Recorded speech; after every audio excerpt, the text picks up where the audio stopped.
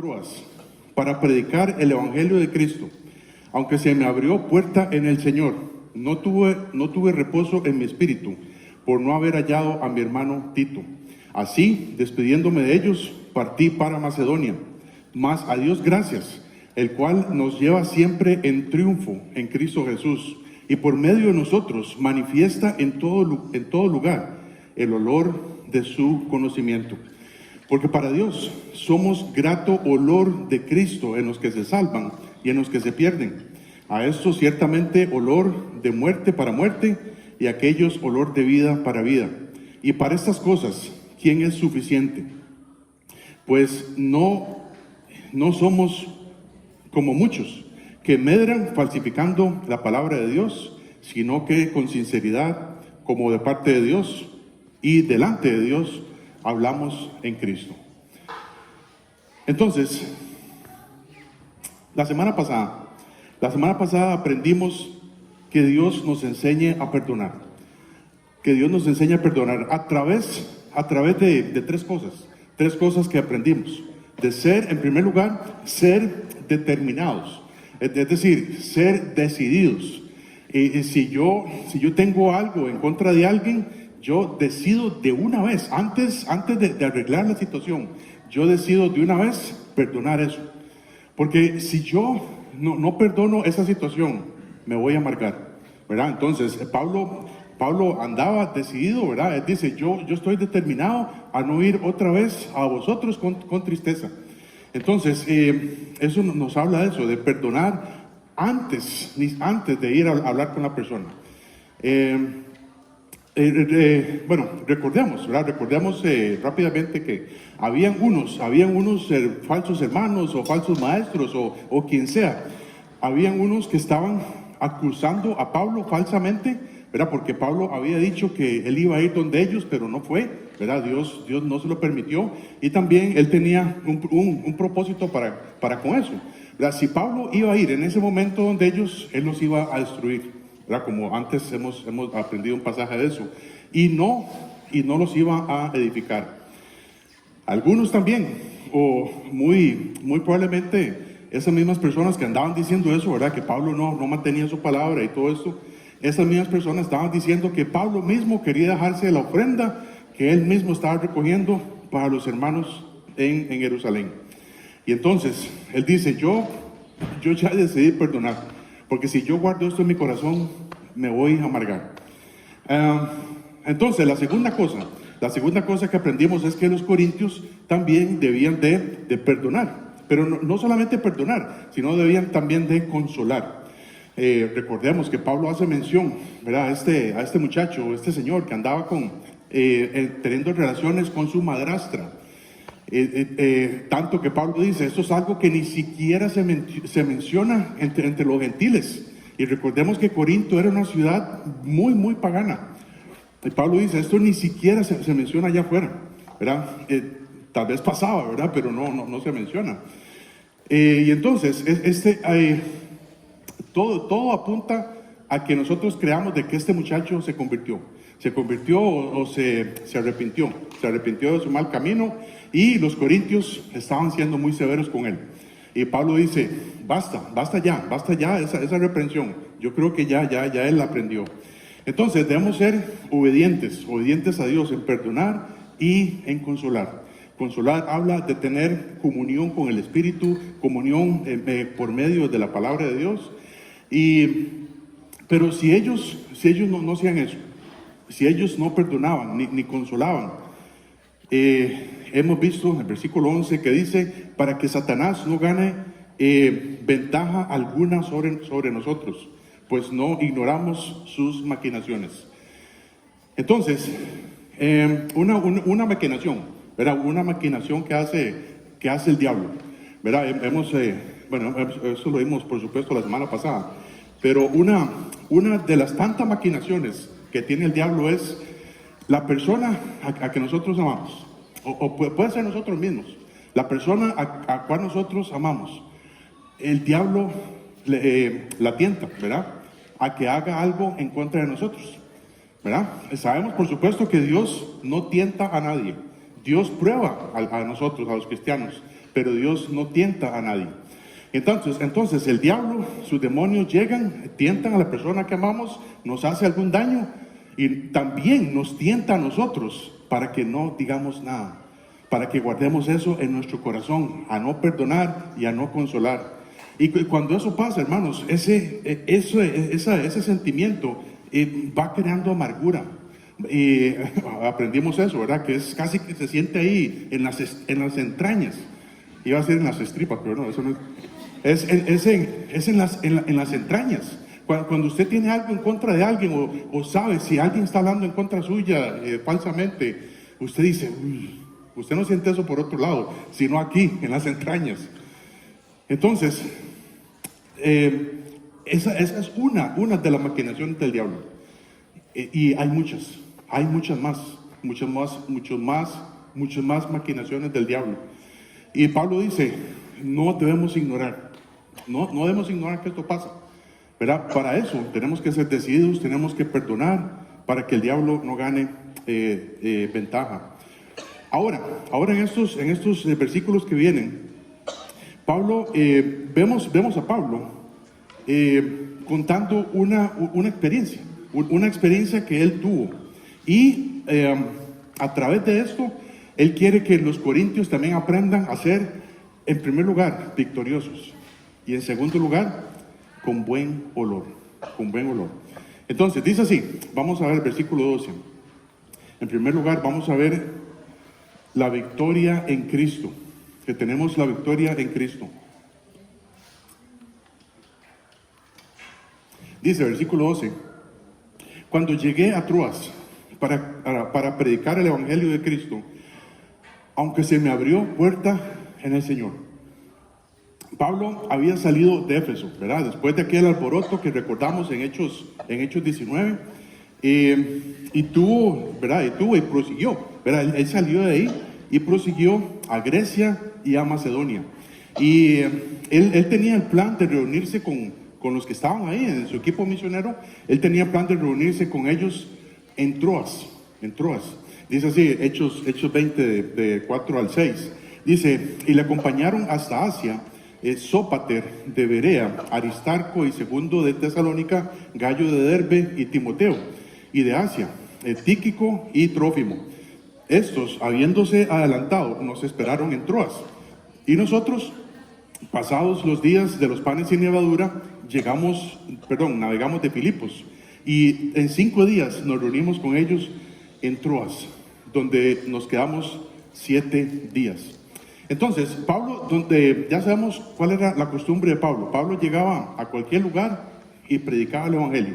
La estrategia de Pablo es que él iba a las sinagogas de los judíos, ¿verdad? Donde ellos se reunían los sábados, y luego de ahí, ¿verdad? Él predicaba en las plazas y todo esto, y las personas que se convertían, ¿verdad? Él los hacía discípulos de Cristo. En muchas cartas, ¿verdad? Muchas cartas de Pablo vemos cómo Pablo pide oración, ¿verdad? Oración a él, para que Dios le abra muchas puertas, ¿verdad? Para hacer esto, para predicar el Evangelio. Y en este caso vemos que Dios le abre una puerta, ¿verdad? Dice, cuando llegué a Troas para predicar el Evangelio de Cristo, aunque se me abrió puerta en el Señor. O sea, ya Dios le había abierto la puerta ahí en Troas. Y dice versículo 13, no tuve reposo en mi espíritu por no haber hallado a mi hermano Tito. Así, despidiéndome de ellos, partí para Macedonia. Pablo ve la puerta abierta para predicar, no ve a Tito, ¿verdad? No ve a Tito que llega con ellos a reunirse y dice que no predicó. Él no predicó el Evangelio ahí. Pablo estaba esperando que Tito llegara con las noticias, ¿verdad? Con las nuevas de acerca de estos hermanos en Corinto. Pero Tito no llegó. Tito no llegó en ese momento, ¿verdad? Y a pesar de que Dios le hubiera abierto esa puerta para predicar, él no tuvo reposo. Él no tuvo paz para hacerlo. Hemos visto, ¿verdad? A través del estudio de 1 Corintios, hemos visto que estas dos cartas que la Biblia registra, ¿verdad? No son las únicas cartas que Pablo escribió a los Corintios, ¿verdad? Según la historia, según varios comentarios de la Biblia, hay por lo menos 4 cartas. Hay por lo menos 4 cartas que Pablo le escribió a estos hermanos en Corinto. Recordemos que en ese momento, yo pienso que a veces se nos olvida estos detalles, ¿verdad? Pero recordemos que en ese momento no había internet, no había correo electrónico, no había WhatsApp.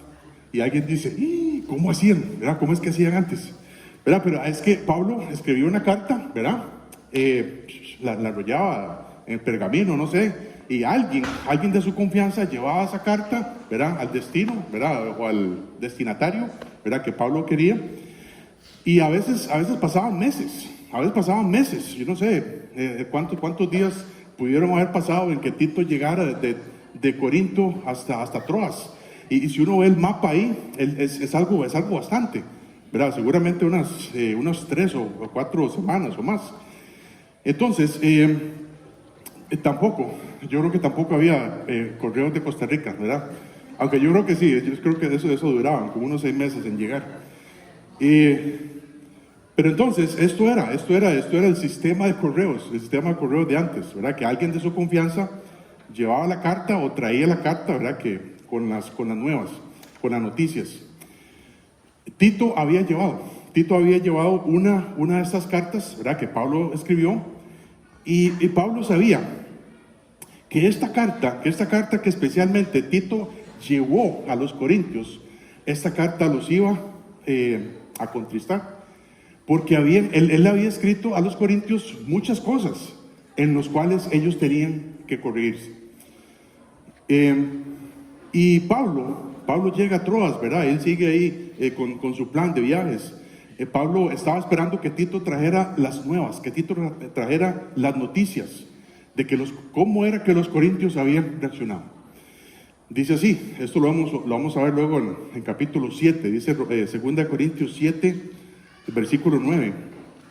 Dice, porque de cierto, cuando venimos de Macedonia, ningún reposo tuvo nuestro cuerpo, sino que en todo fuimos atribulados, de fuera conflictos, de dentro temores, pero Dios, que consuela a los humildes, nos consoló con la venida de Tito, y no solo con su venida, sino también con la consolación con que él había sido consolado en cuanto a vosotros, haciéndonos saber vuestro gran afecto, vuestro llanto, ¿verdad? Vuestra solicitud por mí, de manera que me regocijé aún más.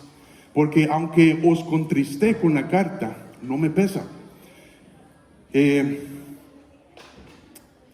Porque aunque os contristé con la carta, no me pesa. Aunque entonces lo lamenté. Pero veo que aquella carta, aunque por un tiempo os contristó, ahora me gozo, no porque hayáis sido contristados, sino porque fuisteis contristados para arrepentimiento, porque habéis sido contristados según Dios, para que ninguna pérdida padecieses por ninguna parte. Pablo estaba inquieto, ¿verdad? Pablo estaba inquieto y él no tuvo reposo, él no tuvo paz, hasta saber qué había pasado con esa carta que él le escribió a los corintios. Porque él sabía, ¿verdad? Que él sabía que era una carta dura, ¿verdad? Y por fin Tito llega donde ellos, ¿verdad? Hasta el capítulo 7, ¿verdad? Y ya Pablo tuvo consuelo de que los corintios hicieron caso, de que los corintios se arrepintieron de su mal camino. Hablando de nosotros, de nuestras relaciones personales que tenemos con otras personas, sea un familiar, sea un amigo, sea un hermano en Cristo. ¿Cuántas veces hemos estado en una situación que no tenemos paz? No tenemos paz. Porque en nuestro corazón sabemos que hay algo que tenemos que arreglar primero. Por ejemplo, esto es solo un ejemplo, ¿verdad? Dice Primera Pedro 3:7, hablando de los esposos.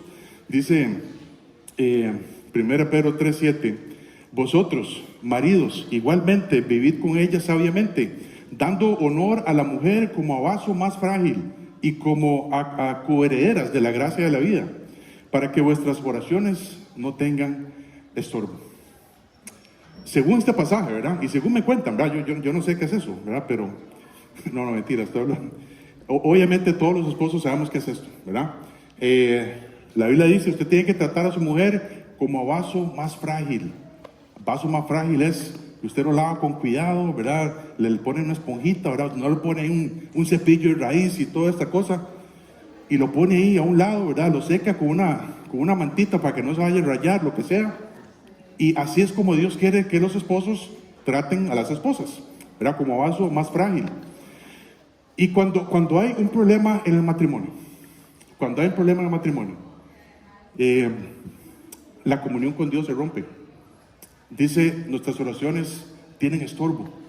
Y si nosotros oramos a Dios con ese problema encima, sin no arreglar el problema con nuestra esposa, y cuando oramos a Dios, Dios está recordándonos ahí. Dios está recordando, vea, hay algo que usted tiene que arreglar. Arréglelo primero, antes que cualquier cosa, arregle eso. Y hermanos, así es nosotros con nuestros hermanos en Cristo, con nuestros familiares, con nuestros vecinos.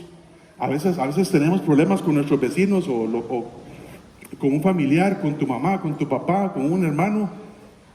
Y pasan semanas, pasan meses, pasan años y todavía no has arreglado esa situación. Esto es lo que Pablo está diciendo acá. Tenemos que arreglar cualquier cosa. Que Dios nos dé paz. Que Dios nos dé paz en cualquier cosa para poder seguir adelante. Esto es lo que Pablo quiere que sepamos. Entonces, si Dios a usted, o si Dios nos está hablando en esta mañana y nos dice, usted tiene que arreglar algo. Si Dios pone ahí el dedo en nuestro corazón, arregle algo hoy mismo. Y si es alguien con aquí, los que estamos acá, que lo hagamos hoy mismo. Pero que no nos vayamos de aquí con esa paz de Dios, con ese reposo que todos los cristianos necesitamos. La otra cosa que podemos aprender acá es con respecto a las puertas abiertas. Pero Pablo dice, cuando llegó a Troas no encontró a Tito, y a pesar de que se le había abierto una puerta, ¿verdad? No es una, por supuesto, no es una puerta física, es una oportunidad, ¿verdad? La oportunidad es que Pablo pide para poder predicar el Evangelio. Pero no lo hace. No predica el Evangelio en ese lugar, porque no tenía paz, no tenía reposo en su espíritu. Hasta encontrarse con Tito, ¿verdad? Para ver cómo era que los corintios habían reaccionado. Hermanos, cuando no todas las oportunidades que se nos presentan debemos de tomarlas. No todas las puertas abiertas que se nos abren debemos de pasar por ellas. Por ejemplo, alguien me dice, vea, es que yo he estado meses buscando trabajo y no lo encuentro. Pero alguien me dice, vea, bueno, aquí está trabajo, pero eso que dicen, ¿verdad? Que tiene que tener disponibilidad los fines de semana. Y eso ya sabemos qué es lo que pasa. Disponibilidad los fines de semana es que deje de venir a la iglesia. Y entonces, ¿será eso una oportunidad de Dios? No sé, no lo sé. Yo pienso que no. Dios es poderoso, hermanos. Dios es poderoso para darle a usted un trabajo. El trabajo es importante, por supuesto que sí. El trabajo es el medio por el cual nosotros ganamos dinero y llevamos pan a la casa, ¿verdad? Y podemos ofrendar, ¿verdad? Y podemos realizar otras actividades.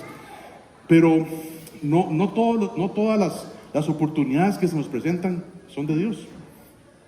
Por ejemplo, alguien igual, hablando siempre de esto del trabajo, y alguien dice, es que tengo meses de no encontrar trabajo, y alguien me dice, bueno, véngase para Estados Unidos, ¿verdad? Usted tiene visa, véngase para Estados Unidos, vas a trabajar por unos años, vas a estar ilegal, ¿verdad? Sin permiso de trabajo. Pero pasan unos años, hay unos añillos, y ya usted tiene su permiso de trabajo. ¿Será eso de Dios? ¿Será eso de Dios? No lo sé. Yo pienso que no. Y sobre todo, ¿verdad? Sobre todo pensando en las oportunidades para servir a Dios en otro lugar, debemos de tener la paz de Dios antes de tomar cualquier decisión. Dice un pasaje que ya conocemos bastante, es Filipenses 4:7, hablando de la paz de Dios.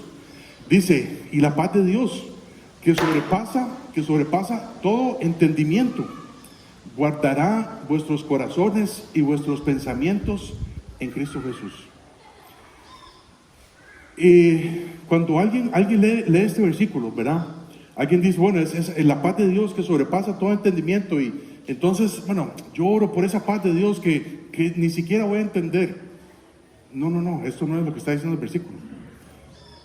Es esa paz que solo viene de Dios para que podamos tomar las decisiones que Dios quiere que tomamos basadas en la paz de Dios. Basadas en la paz de Dios. Yo recuerdo 2 ocasiones en mi vida, ¿verdad? Bueno, ahorita solo recuerdo 2, seguramente hay más, ¿verdad? Pero yo recuerdo 2 ocasiones en mi vida en que yo he tenido la paz de Dios para tomar decisiones. La primera es cuando yo me casé, ¿verdad? Y yo fui decidido, ¿verdad? Yo no, ni siquiera habíamos sido novios, ¿verdad? Y yo estaba decidido de que esa era la mujer que Dios tenía para mí. Como quien dice, me la jugué, ¿verdad? Me la jugué. Entonces yo le dije, ¿te quieres casar conmigo? Y ella dijo, sí. Ella dijo, sí. Y, aquí está, la paz de Dios. La paz de Dios. y bueno, gracias a Dios todo salió bien. Pero después de esto, ¿verdad? Después de esto, la otra vez que yo tuve paz, así que esa paz de Dios, es cuando nos venimos acá. Cuando nos venimos acá. No había lugar para otra cosa que no fuera eso, la paz de Dios. Y uno dice, ¿qué voy a hacer con esto? No importa. Dios va a tener el control. ¿Pero qué voy a hacer con él? No importa. Dios va a tener el control. Es esa paz de Dios, hermanos. Es esa paz de Dios que necesitamos para tomar decisiones correctas. La próxima vez que usted tenga que tomar una decisión, busque eso primero. Busque la paz de Dios. Y si no tiene la paz de Dios, no haga nada. No haga nada. El otro principio, ¿verdad?, que podemos aprender acá es que a pesar de la inquietud, ¿verdad?, a pesar de la inquietud que Pablo tenía, y a pesar de que no predicó el evangelio en Troas, él le da gracias a Dios. Él le da gracias a Dios y reconoce que Dios está en control, y sobre todo reconoce que ya tenemos la victoria en Cristo. Dice el versículo 14. Dice el versículo 14. Mas a Dios gracias. Después de todo esto, ¿verdad?, que él dice, llegué a Troas, no tuve paz en mi espíritu, entonces no prediqué hasta ver qué había pasado con Tito y los corintios. Mas a Dios gracias. Mas a Dios gracias, el cual nos lleva siempre, marque esa palabra en su Biblia. No dice el cual nos lleva de vez en cuando, los domingos, no. Dice el cual nos lleva siempre en triunfo en Cristo Jesús. Hermanos, nuestra victoria, nuestro triunfo, no depende ni siquiera si venimos aquí a la iglesia a hacer lo que nos toca. No es así, no es como, bueno, yo ya tengo el mensaje listo y, ok, entonces les doy el mensaje y ya, triunfo. No. No es eso. De eso no depende nuestro triunfo. Nuestro triunfo no depende de nuestros títulos académicos, aunque es importante, por supuesto, ya lo hemos entendido. Nuestros triunfos no depende de cuán capaces seamos nosotros más que otros. Nuestro triunfo no depende de dónde viva yo, en qué casa viva, qué carro maneje. Nuestro triunfo está solamente en Cristo Jesús. En Cristo Jesús. Y en Él somos capaces En Él somos aptos para hacer cualquier cosa que Él quiera que hagamos. Solamente en Él. De Él depende nuestra victoria, de lo que Él hizo por nosotros, de que Él nos salvó del infierno. Él nos perdonó todos nuestros pecados. Él nos mandó al Espíritu Santo. Él nos dio vida eterna. Nos da la posibilidad de tener una herencia con Él para reinar con Él en el milenio. De eso depende la victoria, hermanos. De lo que tenemos en Cristo. No es lo que yo haga. Y por lo tanto, hermanos, todo lo que vamos a hacer aquí es para anunciar su nombre por donde quiera que nosotros vayamos.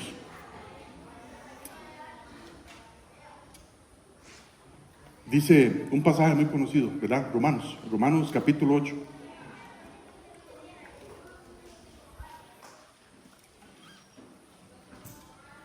Romanos capítulo 8, versículo 35. Dice, ¿quién nos separará del amor de Cristo? ¿Tribulación o angustia, o persecución o hambre, o desnudez, o peligro, o espada? Como está escrito, por causa de ti somos muertos todo el tiempo. Somos contados como ovejas de matadero. Antes, en todas estas cosas, somos más que vencedores. Más que vencedores. Por medio de aquel que nos amó, por medio de Cristo. Por lo cual estoy seguro de que ni la muerte, ni la vida, ni ángeles, ni principados, ni potestades, ni lo presente, ni lo porvenir, ni lo alto, ni lo profundo, ni ninguna otra cosa creada nos podrá separar del amor de Dios, que es en Cristo Jesús, Señor nuestro. Ya somos más que vencedores. No solamente vencedores, es más que vencedores, dice la Biblia.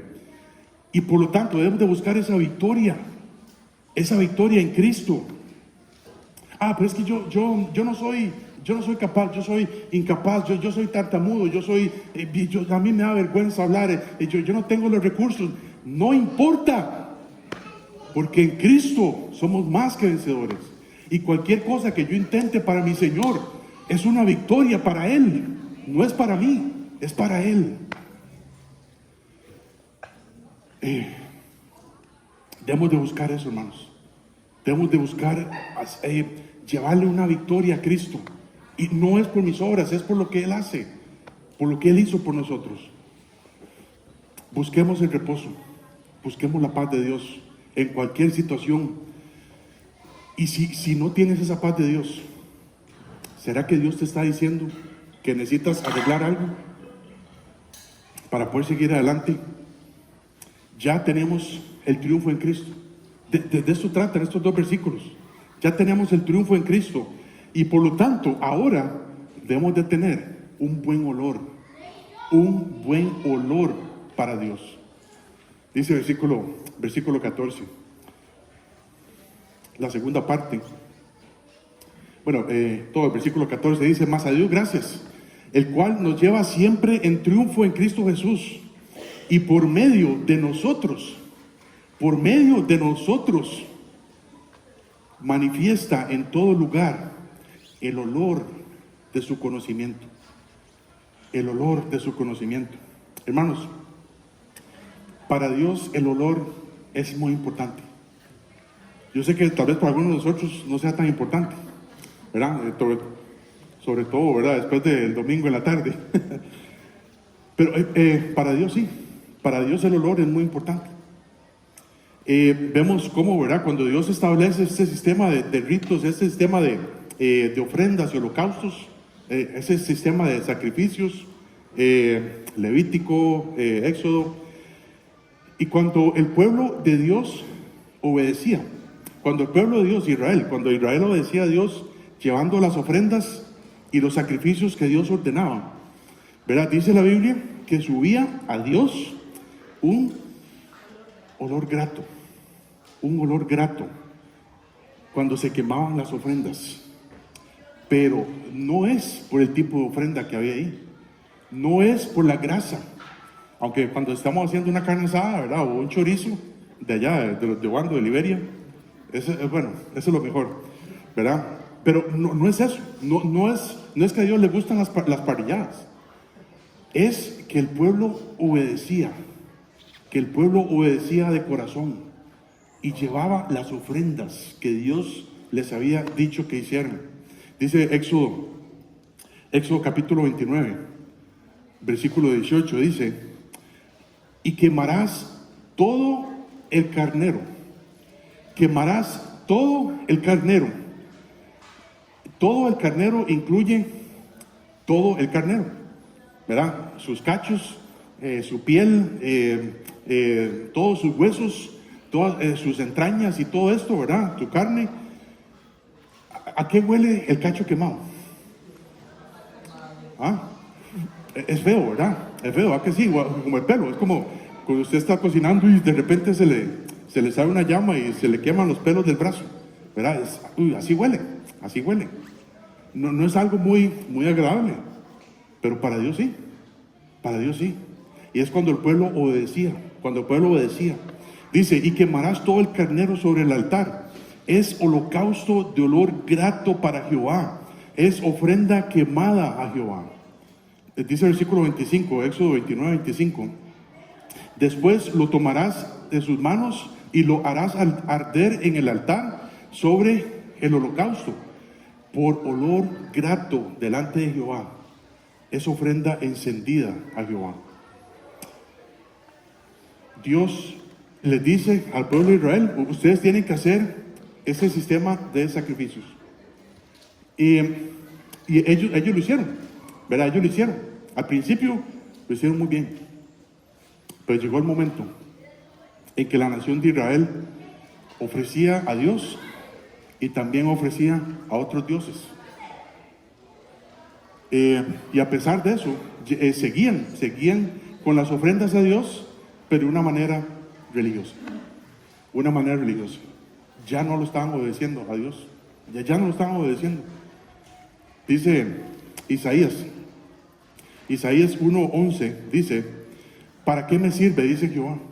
¿Para qué me sirve la multitud de vuestros sacrificios? Hastiado estoy, con H, ¿verdad? Hastiado estoy de holocaustos de carneros y de cebo de animales gordos. No quiero sangre de bueyes, ni de ovejas, ni de machos cabríos.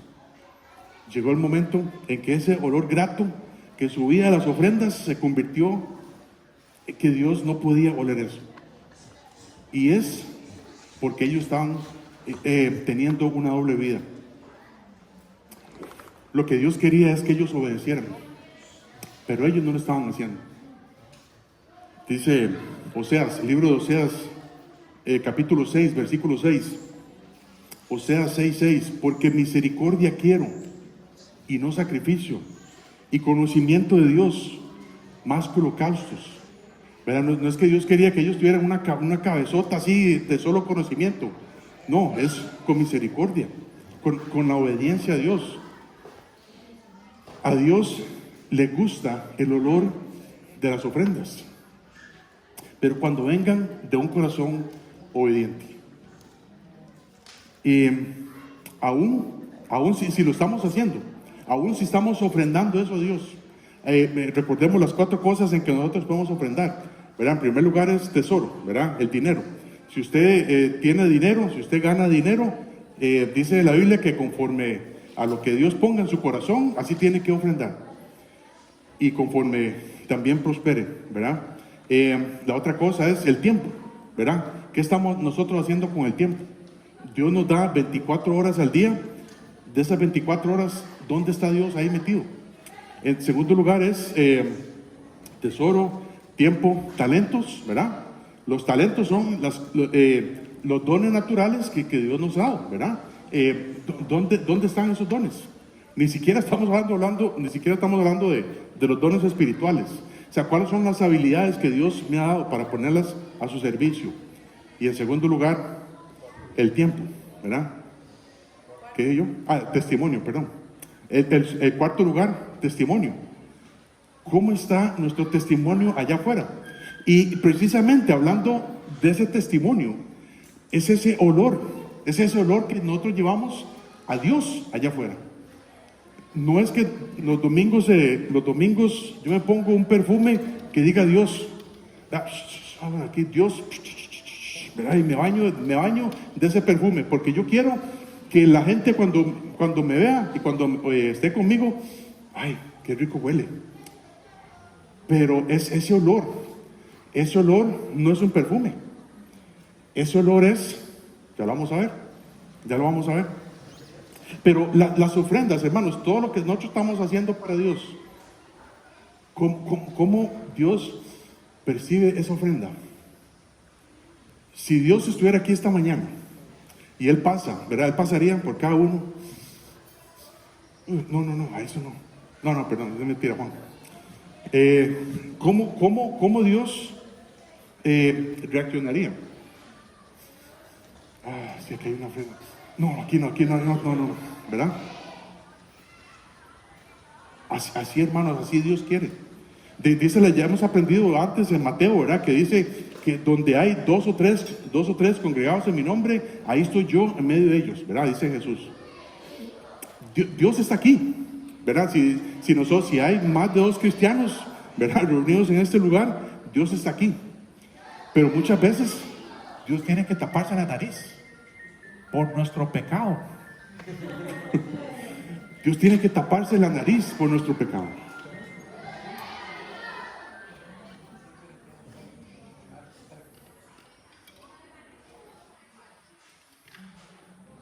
¿A qué hueles esta mañana? ¿A qué hueles esta mañana? Si Dios nos hace un examen, ¿a qué huelo yo esta mañana para Él? ¿Dónde está el olor a Dios en mi vida que la gente puede percibir de mí? Hermanos, Cristo tiene su olor. Cristo tiene su propio olor. No vamos a hablar mucho de esto en detalle, pero dice en Cantares, ¿verdad? El libro de Cantares, capítulo 1, versículo 3, dice, a más del olor de tus suaves ungüentos, tu nombre, hablando del Señor Jesús, ¿verdad? Tu nombre es como ungüento derramado, por eso las doncellas te aman. Hermanos, el Señor Jesús tiene su propio perfume. Él tiene su propio olor delante de Dios. Dios quiere que tengamos ese olor. Dios quiere que tengamos ese olor a Cristo. Y lo hacemos, en primer lugar, lo hacemos arrepintiéndonos de nuestros pecados y poniendo toda nuestra fe en lo que Él hizo por nosotros, para que Él murió en tu lugar. Si quieres tener un olor a Cristo, por ahí es donde tienes que empezar. Tienes que ser un hijo de Dios. Y en segundo lugar, debemos de conocerle. Debemos de conocerle, no solamente, bueno, el pastor dice que en la iglesia me enseñan a leer la Biblia, un capítulo, qué pereza, un capítulo, está bien, bueno, voy a leerlo. El pastor dice que tengo que venir los domingos a la iglesia, bueno, está bien, voy a llegar. No, de eso no se trata el olor a Cristo. El olor a Cristo se trata de que nosotros, a pesar de que somos humanos, a pesar de que somos carnales vendidos al pecado, estamos renunciando al pecado. ¿Por qué? Porque Cristo vive en mí. Y entonces vamos cambiando nuestra forma de ser. Y vamos cambiando nuestro carácter. Vamos cambiando lo que nosotros hacemos. Vamos muriendo a nosotros mismos, hermanos. Dice Jesús, si me amáis, ¿qué? Si me amáis, guardad mis mandamientos. Debemos de tratar, de procurar obedecer los mandamientos de Dios. Sí, pero es que nadie puede obedecer los mandamientos de Dios para salvarse. Claro que no. Todos hemos quebrantado la ley de Dios. Pero sí podemos obedecer a Dios para amar a nuestro Señor. Y cuando lleguemos a un lugar, la gente dice, mira, este huele a Dios. No es eso. Eso es más bien como decir, bueno, es como esas tumbas, ¿verdad? Emblanquecidas por fuera, pero por dentro es un asco, ¿verdad? Porque hay huesos pudriéndose. Es que cuando lleguemos a un lugar Y si la gente nos conoce y si ya nosotros tenemos un andar con el Señor, la gente diga, mira, este huele diferente. Este huele diferente, ¿por qué? Porque actúa diferente. Ya, él no estaba haciendo aquello que estaba haciendo antes, que todo lo habíamos visto haciendo eso. Ya no lo hace. ¿Por qué? Porque ahora tiene olor a Cristo. Ahora tiene olor a Cristo. Dice Efesios 5:2, y andad en amor, como también Cristo nos amó y se entregó a sí mismo por nosotros, ofrenda y sacrificio a Dios en olor fragante.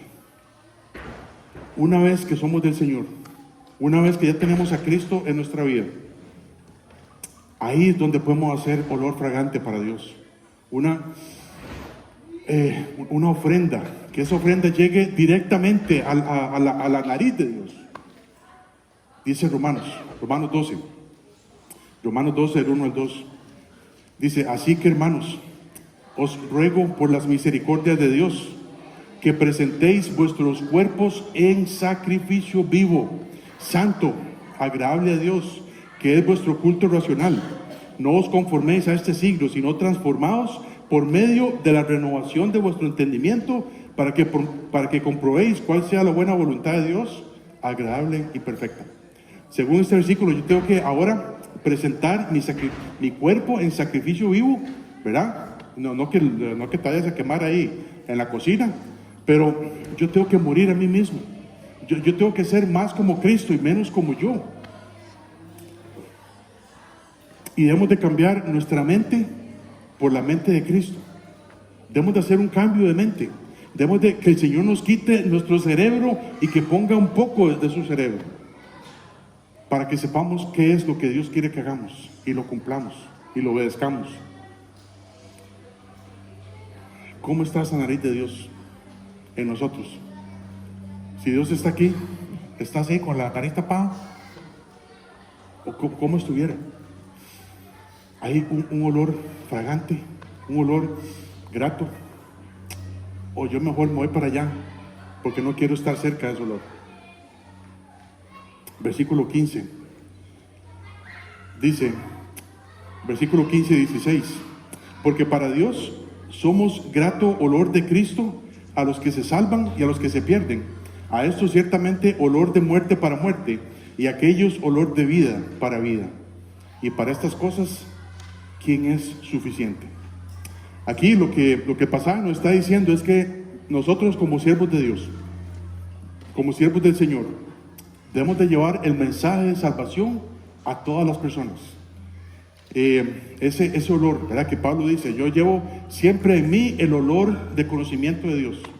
Y es un olor, ¿verdad? No es la esencia pura de Dios, es un olor a Dios. Cuando estamos tratando de obedecer a Dios en esa tarea, de llevar el mensaje de salvación a otros, unos van a oír el Evangelio, unos van a escuchar y se van a arrepentir y van a poner la confianza en Cristo Jesús, pero otros no. Nuestro trabajo es llevar siempre el mensaje de Dios bien claro, pero dice el versículo, ¿verdad? Y para estas cosas, ¿quién es suficiente? ¿Verdad? Para llevar el mensaje de Dios y para los que se salvan, los que se pierden, ¿quién es suficiente? Ninguno de nosotros es suficiente, ¿verdad? Cuando nosotros tenemos la costumbre, ¿verdad? O de algunos años, no sé, año y resto, para cada 2 años y resto, tenemos la costumbre de ir cada 15 días, o tratamos de hacer eso, ¿verdad? Cada 15 días como iglesia, de reunirnos para hacer esto, ¿verdad? Para llevar el mensaje de Dios. Y uno dice, bueno, es que ya pasé media hora hablando con la gente, ya pasé 1 hora, ya estoy cansado, ya me voy para la casa. Eso no es suficiente. Pero Cristo sí es suficiente. Cada vez que nosotros sembramos la semilla de la palabra de Dios, el Espíritu Santo, su palabra, que es la semilla, esos sí son suficientes para esparcir el mensaje de Dios por todo el mundo. Dice la Biblia, bueno, vamos a ver esto más luego, en capítulo 3 y luego el capítulo 5, ¿verdad? Que dice Dios que somos, dice Cristo que somos sus representantes aquí en la tierra. Pero es por su gracia que nosotros podemos servirle. No es porque yo soy elocuente o otro hermano puede ser más elocuente que yo. Es por su gracia. Y Cristo es suficiente para esta tarea. Habrán algunos que tengan más experiencia que nosotros, ¿verdad? Pero debemos entender que solamente Cristo es suficiente para esta tarea. Y si nosotros confiamos en Él, lo único que Dios quiere en nosotros es un corazón dispuesto. Un corazón dispuesto a hacerlo. Ay, me da vergüenza. Sí, no importa. Cristo te da las palabras. Al principio puede ser que seamos torpes, sí. Pero ya después de un tiempo. También dice ahí, el versículo 17. Hay supuestos siervos de Dios que tienen un olor desagradable delante de Dios. Dice así el versículo 17. Pues no somos como muchos que medran falsificando la palabra de Dios, sino que con sinceridad, como de parte de Dios y delante de Dios, hablamos en Cristo. Medran, ¿verdad? La palabra medra o medrar quiere decir prosperar. Y desgraciadamente hay muchos falsos maestros que quieren hacerse ricos. Quieren hacerse ricos manipulando a las personas. Dicen, si usted no viene a la iglesia, usted no va a ser bendecido. Si usted no diezma por lo menos 50,000 cada domingo, usted no va a recibir la bendición de Dios. En la Biblia no dice nada de eso, ¿verdad? Desgraciadamente hay muchos falsos maestros que quieren hacerse ricos por esto. Dice Segunda de Pedro 2, del 1 al 3. Segunda Pedro 2, del 1 al 3 dice, pero hubo también falsos profetas entre el pueblo, ¿verdad? Como habrá entre vosotros falsos maestros que introducirán encubiertamente herejías destructoras y aún engañarán al Señor negarán al Señor que los rescató, atrayendo sobre sí mismos destrucción repentina. Dice, y muchos seguirán sus disoluciones, por causa de los cuales el camino de la verdad será blasfemado, y por avaricia harán mercadería de vosotros con palabras fingidas. Sobre los tales, ya de largo tiempo, la condenación no se tarda, y su perdición no se duerme. Va a haber una condenación, ¿verdad? Va a haber una condenación, un castigo para estos falsos maestros que quieren hacer mercadería, ¿verdad? Llevando el mensaje de Dios. El mensaje entre comillas. Pero también hay cristianos que ni siquiera quieren ofrendar porque piensan que eso es pecado también. Y ahí es donde está el colmo también. Ahí es donde está el otro extremo. En que hay cristianos que no quieren ofrendar de lo que Dios les da porque dicen, no, hay falsos maestros, entonces eso es pecado. No. Así, desgraciadamente así pasa. Desgraciadamente así pasa. Pablo dice, debemos de hablar las palabras de Dios con sinceridad, sin falsificar nada, sin modificar lo que Dios ha dicho, siendo obedientes, llevando el verdadero evangelio por todas partes. Hermanos, nos dice este versículo que nosotros somos victoriosos. Ahí están gritando el grito de victoria. Que somos más que vencedores en Cristo Jesús. Y lo que hagamos para el Señor, hagámoslo con la paz de Dios. Y si usted no tiene esa paz de Dios para seguir adelante, si Dios le dice, usted quería hacer esto para mí, primero arregle eso, porque no vamos a tener la paz de Dios si no arreglamos lo que Dios quiera que nosotros arreglemos. Y lo más importante para nosotros es llevar el olor de Dios por donde quiera que nosotros andemos. Que el olor a Cristo se nos impregne en la ropa, se nos impregne en nuestra forma de vivir, en nuestra forma de ser. Si usted está cocinando con leña, ¿verdad? ¿Usted va a oler a qué? a leña, va a oler a humo, ¿verdad? Si usted está cocinando, no sé, unos frijoles, va a oler a frijoles. Si yo estoy pasando tiempo con mi Señor todos los días, tiempo de calidad, tiempo de que yo obedezco la palabra de Dios, vas a oler a Cristo. Vas a oler a Cristo. Es solo cuestión de tiempo. Y vas a oler a Cristo. Y por donde usted quiera que ande, la gente dice, este es diferente. Este es diferente. Este no actúa como los demás. Y es porque estamos tratando de llevar ese olor de Cristo por donde quiera que andemos.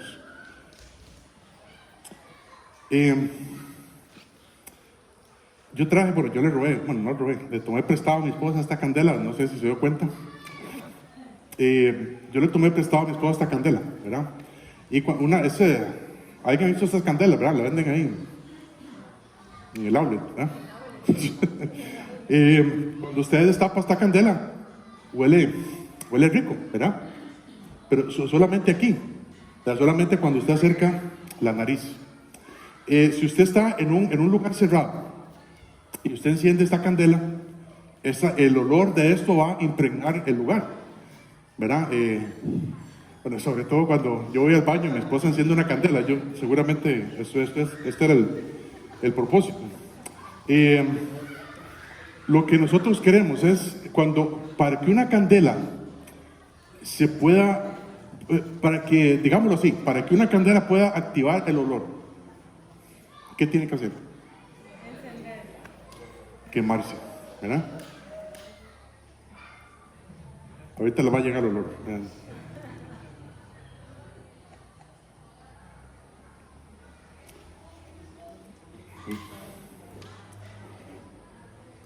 Para que una candela impregne, ¿verdad? La sala, impregne el baño, impregne donde quiera que usted lo quiera poner, tiene que encenderse, tiene que quemarse. Así es nosotros con Dios, hermanos.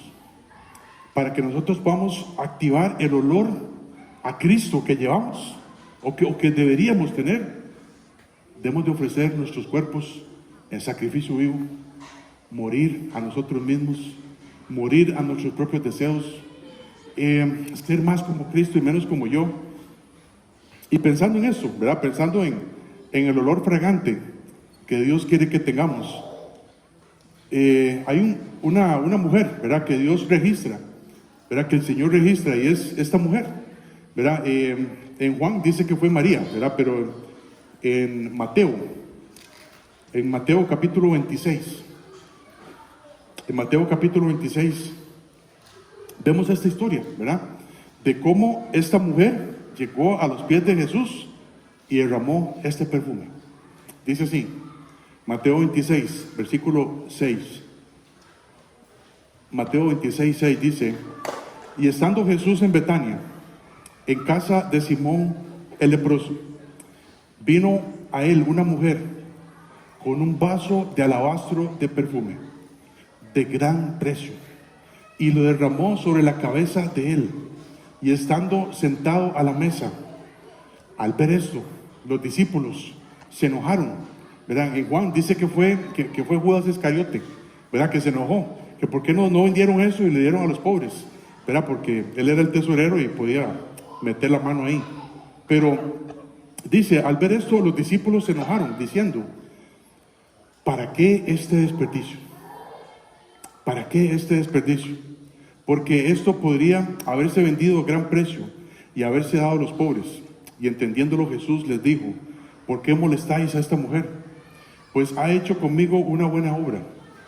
Pues porque siempre tendréis pobres entre vosotros, pero a mí no siempre me tendréis. Porque al derramar este perfume sobre mi cuerpo, lo ha hecho a fin de prepararme para la sepultura. De cierto os digo que donde quiera que se predique este evangelio, en todo el mundo también se contará lo que ésta ha hecho, para memoria de ella. Hermanos, esta mujer llegó, muy probablemente este perfume, ya huele, este perfume dice la Biblia que era un perfume de gran precio, era una colonia original, ¿verdad? Yo creo que era más que eso, ¿verdad? El precio era más que eso. pero era todo lo que ella tenía de valor, pero lo derrama a los pies de Jesús, lo derrama en su cabeza. Y luego dice en otros pasajes que ella desde que Jesús llegó a la casa, ella no paraba de jugar sus pies, ¿verdad? Con sus cabellos. Y el olor se llenó por toda la casa. Y por toda la eternidad,